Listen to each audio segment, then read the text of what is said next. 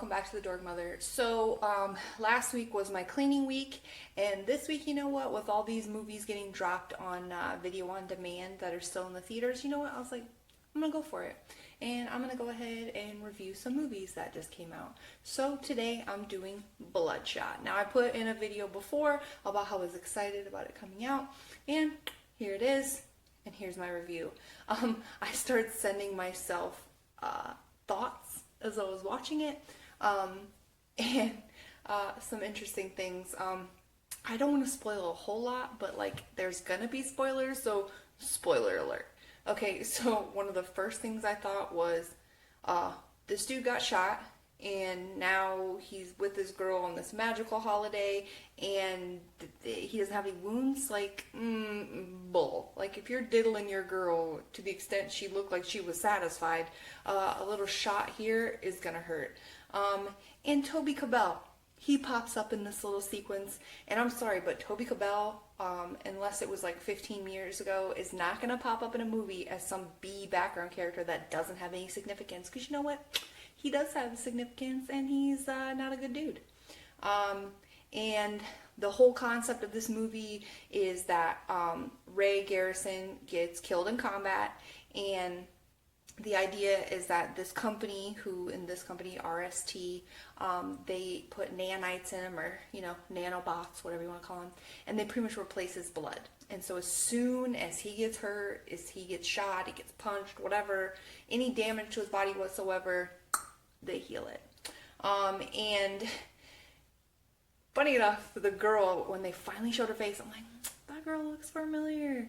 And I was like, and if anybody of you watch any British movies, a little one called Saint Trinians, I highly recommend it because it is hilarious. But she is the main girl from that, Tallulah Riley, and I'm 95% sure she used to be married to Elon Musk. So, you know, Mr. Super Tesla car, fancy stuff, yeah, that Elon Musk. And pretty much the idea is RST, I mean, like, they make cyborgs. I mean, yeah, he may be all nanites or whatever, but like, our boy Jamie Fraser, aka Sam Heughan, from Outlander, pops up, and he's got Mr. Roboto legs. And then Isa Gonzalez is got like a robotic trachea, so she breathes like right here. Now, as it's going on and you're watching it and you're like, all right, something's going on here, because like she bonds with him so fast, and you're like, I'm sorry, I don't care if we're at a super fancy tech company and things are crazy, you're not gonna bond with somebody that fast. Like, I've never been in the military, but all those people like, oh yeah, let's be best friends, and her giving him his coin and all that stuff seemed BS. That's all I'm gonna say. And then like, they're not supposed to remember anything, but like he like remembers stuff, and it's like, all this seems kind of crazy. But then as it goes, like, and you know, he's using the nanobots like as if the internet is in his brain, and I'm like, okay, this is what we need. Like, it obviously in the hands of a good person, but like, I mean, that kind of technology is nuts. Like, if you get in your car and you're like, are there any good restaurants near me, rather than you having to click up on your phone, it's in your brain, and then it just tells you. But you know, whatever. And like that same whole concept, like, you know, they picked him because he's a badass, but at the same time, like, the dude's got a strong soldier body, he's got battle strategies and techniques in his head, and then you give him internet in his brain, and you don't think he's gonna go off the rails. Like, something's fishy here. Like, either that's not what's going on, or something else. So some things happen, and he feels the need to go on a vendetta mission, which, like I said, don't want to give you a lot of spoilers, but let's just say that there's a ambush he sets up in a tunnel, and there's a car crash, and it's very, you know, claustrophobic and all, you know, like, you know, it's dark, it's in the tunnel, there's a lot of, how should I say, red hue lighting effects that give it a very sinister feel about it. And of course, you know, if anybody's read the comics or seen the trailers, when he starts using his nanite things, his chest lights up red, like, oh. Okay. And then the truck that crashed was a flour truck, like, you know, bread flour, baking flour. And so, like, anytime a gun shoots or like somebody kicks, it's like a little baby smoke bomb, like poof, poof, like a magician is doing stuff, and it's pretty unique. I gotta give him that. Like, That's some unique stuff. And the violence in this scene, like if you're anti-violence, first of all, don't watch this movie. But second of all, if you're pro-violence, this scene in here is going to be one of the ones that you remember. Like I said, there's like 5 cars in a convoy, that he is trying to stop. And let's just say that he punches a dude through the Jeep. Like not against the Jeep, not, into the thing. No, the door's closed and he punches a dude. The dude goes through the door and out the other side. Like, yes, please. Okay.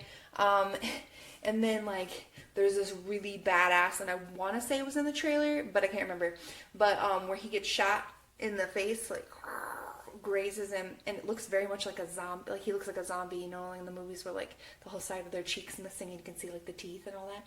And it's amazing. Like I'm gonna say they did like some CGI in this is, but like him and his body getting repaired, top notch. Like I said, it grazes the side of his face and goes. And he goes, and it fixes right away. It's pretty sweet. I will say this, like I said, I don't know if anybody watched the trailers, but Sam Heughan, aka Jamie Fraser from Outlander, he's Scottish, and he's in this, and he's playing an American. No, I'm sorry. Like, I love you as an actor, but stick to Scottish. I don't know, maybe do a British accent, but American's not your jam. 2 or 3 times, and like my husband isn't the biggest stickler about that kind of stuff as I am, but he was like, slip through, and I'm like, yes. And by the way, when you're used to seeing him as like the hero type guy, and then he does this, and you're like, it's very, very hard to change your mode of how you see him. Just as far as it being a completely serious movie, that is not the case. There's some nerd type, computer hacker people in here that, sprinkle the odd dick joke here and there. And like I said, there's the comedic moments, a little ha-ha. But I mean, for the most part, it's an action comic book movie. Okay, so I'm trying not to give spoilers here because I do recommend watching it. It was action-packed, it was fun. But I will say, talking about the nerd hacker people, I don't know if anybody on here is a fan of New Girl. But Lamorne Morris, aka Winnie the Bish, from New Girl, is in here as a British character, which is funny because he is American. But I mean, his very chavvy, how should I say, like Cockney kind of British accent, it works. Like, I watch enough British TV, it fooled me. I actually had to double check and see on his IMDb page if he actually was American, and he is. I will also say this, like I said before, like going into it knowing that Sam Heughan is a bad guy, like it kind of makes you like, first of all, you're like, that's Jamie Fraser, like how can he be bad? And then you're like, okay, I gotta, not look at it that way. But like they made him so skeevy, I think because they knew that people were gonna think that. They're like, I gotta make this dude skeevy because, he's normally a hero, so we gotta dirty him up a little bit. And then I will say this though, his robot legs that he has and like the parkour kind of stuff that he does, I mean, it's very exciting. Like, I mean, the CGI on that was pretty good. One of the later big fight scenes, and it's in an elevator shaft, and it is between him and Vin Diesel's character.